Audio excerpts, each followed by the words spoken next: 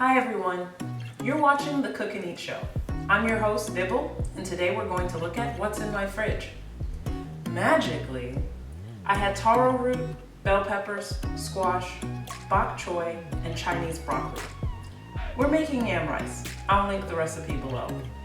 The ingredients today are pretty simple, but there may be things like sesame oil, 5-spice shiitake mushrooms, or whatever that you can substitute out if you don't have it or don't like it.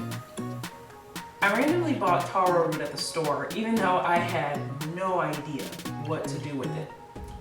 Instead of letting it go to waste, I found a recipe online for a Malaysian dish called yam rice. It's like fried rice without any egg. And no, taro root is not a yam. When making fried rice recipes, I prefer to cut my vegetables chunky to give it a takeout look. But you can chop in whatever size you like. If you've never had or heard of taro root, no fear. I love bubble tea, and that's how I first tasted taro root. It's like cereal milk after you've eaten all the Fruit Loops. I decided to try eating it as a solid since some of my friends described it as potato-esque, and I love the potatoes. So I figured, why not?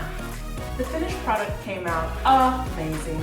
It was very savory, mostly because of the shiitake mushrooms for that umami, but not too salty.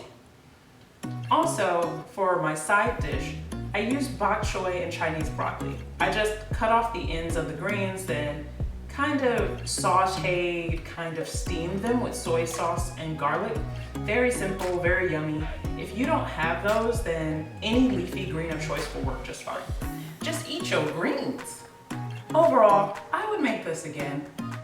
This was super short, but I hope you give it a try and tell me what you think.